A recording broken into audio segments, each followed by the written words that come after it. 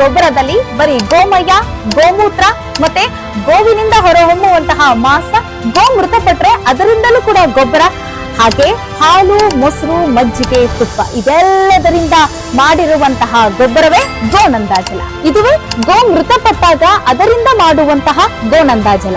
ಇದು ನೋಡಿ, ಇದು ಗೋಕೃಪಾಮೃತ. ಇದು ನಿಮ್ಗೆ ಫ್ರೀ ಆಗಿ ಸಿಗುತ್ತೆ. ಇಲ್ಲಿ ನೋಡಿ OWDC. ನಿಮ್ಮ ಕೃಷಿ ತೋಟದಲ್ಲಿ ಇರುವಂತಹ ಕೃಷಿ ತ್ಯಾಜ್ಯಗಳನ್ನೆಲ್ಲ ಒಂದ್ ಕಡೆ ಹಾಕಿ ಗೊಬ್ಬರ ಮಾಡ್ಬೇಕು ಅಂತ ಅನ್ಸಿದ್ರೆ ಈ OWDC ನ ಬಳಸಿ ಗೊಬ್ಬರ ಮಾಡಿ. ಇಲ್ಲಿ ನೋಡಿ, ಬಹಳ ಜನ ತುಂಬಾ ಬೇಡಿಕೆಯಿಂದ ಕೇಳ್ತಾ ಇರುವಂತಹ ಪ್ರಾಡಕ್ಟ್ ಫಿಶ್ ಅಮಿನೋ ಆಸಿಡ್. ಇಲ್ಲಿ ನೋಡಿ, ಬಾಳೆ ಗಿಡದ ಹೂ ಬರುತ್ತಲ್ಲ, ಅದರಿಂದ ಇವರು ಪೊಟ್ಯಾಶ್ ನ ತಯಾರು ಮಾಡ್ತಾ ಇದ್ದಾರೆ.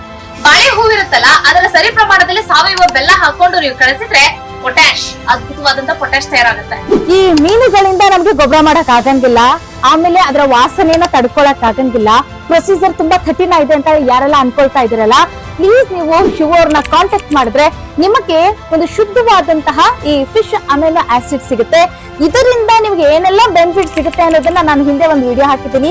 ಇನ್ನೂ ಹೆಚ್ಚಿನ ಡೀಟೇಲ್ಸ್ ಬೇಕಂತಂದ್ರೆ ನೀವು ಶಿವೋರ್ನ ಕಾಂಟ್ಯಾಕ್ಟ್ ಮಾಡಿದ್ರೆ ಗೋನಂದಾಜಲ ಆಗ್ಲಿ ಅಥವಾ ಈ ಫಿಶ್ ಅಮಿನೋ ಆಸಿಡ್ ಆಗ್ಲಿ, OWDC ಎಲ್ಲದರ ಕುರಿತಾದಂತಹ ಮಾಹಿತಿ ನಿಮ್ಗೆ ಸಿಗುತ್ತೆ.